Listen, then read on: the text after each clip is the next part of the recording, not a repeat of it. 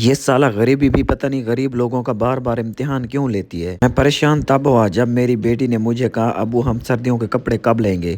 اوپر سے آپ لوگ ہماری ویڈیو پوری نہیں دیکھتے۔ چلے ویڈیو شروع کرتے ہیں۔ اس دور میں اچھی بیوی بھی قسمت والوں کو ملتی ہے۔ صبح بیگم میری نے دھوپ پر چارپائی ڈالی اور مجھے آواز دی کہ آؤ یہاں بیٹھ جاؤ، وہاں کیوں کھڑے ہو؟ پھر میں چل کے گیا اور اپنی بیگم کا شکریہ ادا کیا۔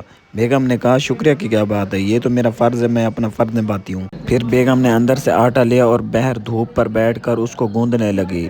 اتنی دیر میں بیگم نے آٹا گوندھ لیا اور میں باہر بیٹھا سوچ رہا تھا کہ کاش ہم اس ملک میں پیدا نہ ہوتے، اس ملک میں ہوتے جہاں ہماری قدر ہوتی۔ بیگم میری اندر سے بالٹی اور ہاتھ میں رسی لے کر وہاں سے گزر رہی تھی۔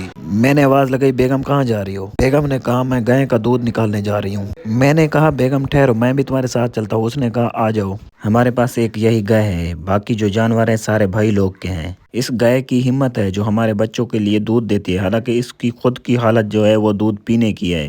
بیگم جلدی جلدی گائے کا دودھ نکال رہی تھی اور میں اس کو دیکھ رہا تھا، اور ساتھ ہی آپ اس گاؤں کا خوبصورت نظارہ دیکھیں، تر و تازہ ہوا اور پرندوں کی آوازیں جو دل کو سکون دیتی ہیں۔ اتنی دیر میں بیگم صاحبہ نے دودھ نکال لیا۔ میں نے اسے کہا کہ بس اتنا ہی ہے؟ اس نے کہا ہاں کافی ہے، چلو۔